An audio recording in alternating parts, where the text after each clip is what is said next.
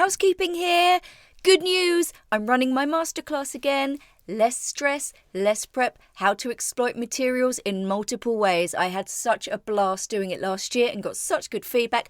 I'm doing it again, just for you. When is it? February the 8th. What time? 4 p.m. That's a Wednesday.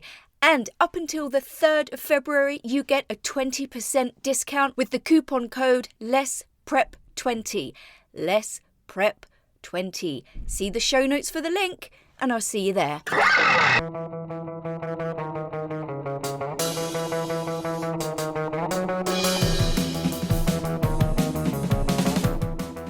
Welcome to Everything EFL. My name's Erin O'Byrne, and I firmly believe that you as a teacher are special, amazing, creative and passionate. But it's very easy to get burnt out and overwhelmed. With my podcast and my teacher training, I aim to help you avoid burnout and cut down on your prep time so you can unleash your creativity and enjoy your work more mindfully. Are you ready? Let's go! Hello, you gorgeous teacher. If you're one of my lovely, gorgeous regular listeners, welcome back. If you are a brand new listener to Everything EFL podcast, you are most welcome. I hope you stick around. Having said that, this is going to be a very short and sweet episode. Today, I want to share with you an activity that I kind of just sort of made up on the spot one day, as you do, and it's a reflection activity. Now, I think that if you can throw some reflection at least once a week into your lesson, that is really, really beneficial for your students. Why is reflection important? Well, it's part of the learning, or it should be part of the learning process.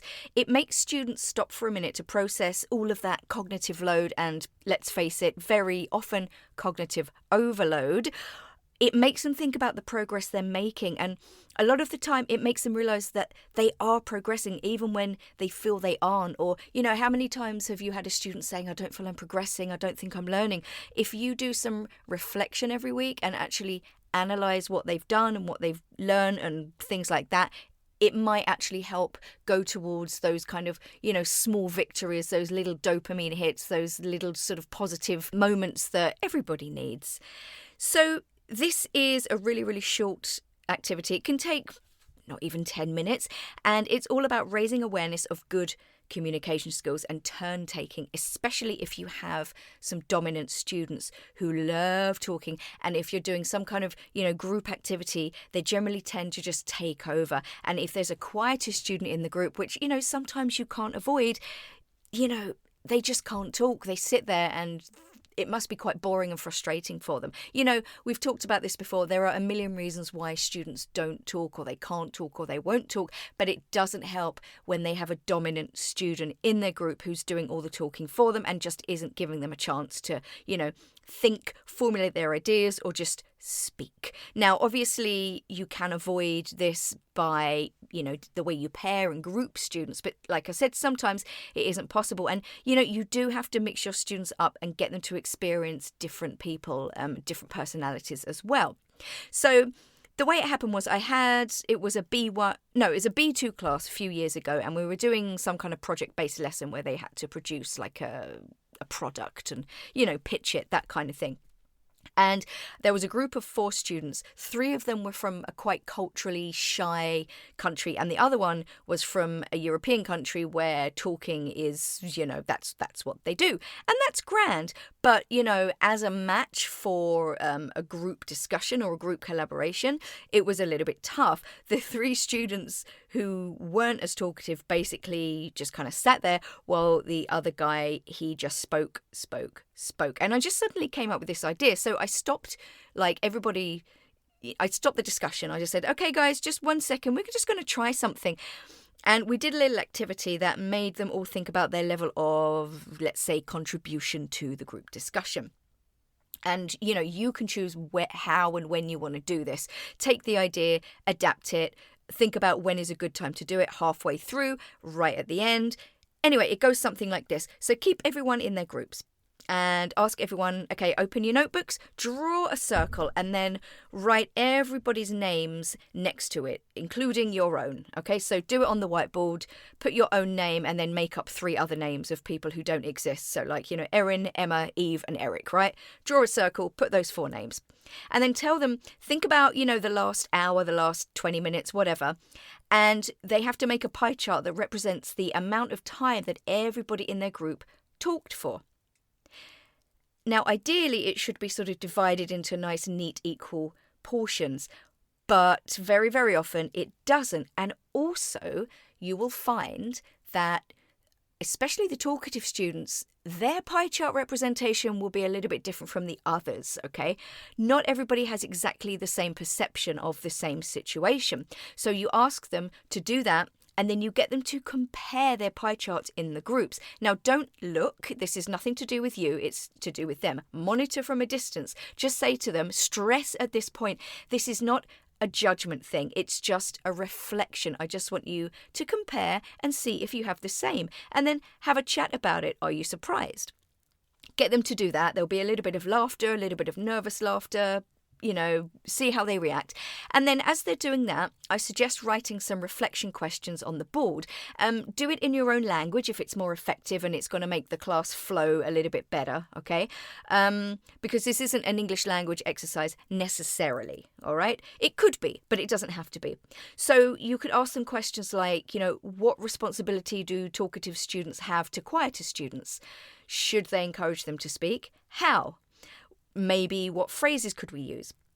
And then conversely, what responsibility do quiet students have when in a group with more talkative students? And then, you could get some sort of open class feedback, and then you could say to them, think about next time, or think about, we're going to carry on now. So are you going to change the way you do something? Is there anything you've learned from this little exercise? Do you consider yourself talkative, quiet, somewhere in between? Do you think you could speak a little less? Would you like to speak a little more? What would you like to say to your group? Why is this important when thinking about communication? And generally, it does lead to quite an interesting discussion. And that's really it. One thing I will say is, though, that even if some students have a bit of an epiphany about how talkative they are, and maybe how they haven't really been giving other students in their group a chance to speak, it is something that has to be sort of monitored. And, you have to keep reminding students, like everything, change is a process. If you're really talkative, one little realization isn't going to suddenly change your behavior, okay? They just go straight back into it. In fact, I did it this week, and one student, he was quite young, but I mean, he had such little self-awareness. He was just talking all the way through the actual reflection discussion as well. So, it does take a little bit of time. So this is your job, should you choose to accept, to try and just change a few habits there and, make a few people realize, oh, maybe I should talk less. Maybe I should give other people a chance to speak. And it's also good to point out that, some quieter students just need a little bit of time. So I'm sure you've done it. I've done it before, and I've seen students do it. The stronger or the more talkative students will ask a quieter student a question, and if they don't get an answer immediately, they'll either just talk for them, ignore them, or ask them another question. And what those students sometimes need is just a little bit of time. So, think about that as well. Monitor your students when they're talking. Don't just monitor the language, but monitor how they're actually interacting. And this can really make a big difference to some students' confidence after this conversation has been had. Quieter students might suddenly find they've been recognised. They've been seen. So that actually might just give them a little bit of confidence to try and speak up a little bit more. It's amazing what these little things can do for your students and, for the dynamics of the class. So yeah, I mean, that's it. Just a short one, like I said, but I would love you. I'm going to challenge you to try this next time you feel that the dynamic isn't quite equal between your students who are having some sort of discussion or collaboration, okay? After all, why are you listening to this if you're not going to take action? Now's your chance. And let me know if it works. I love hearing from you. I love, love, love getting messages from you, and I love serving you. And, if you have any questions or issues as well with your teaching, please don't hesitate to DM me. There's something else you can do for me as well. You can recommend this episode or any episode to your colleagues. Share it over their social media. Share any of my social media posts or stories onto your social media. Talk about me in your staff room. Talk me up. Tell everyone what a great podcast this is. And if you would like a snappy, snazzy poster for your staff room, email me and I'll send one to you. So that's it, guys. I'll see you again in a couple of weeks. In the meantime, as always, take care of yourself. Have a peaceful couple of weeks and share the love. Bye.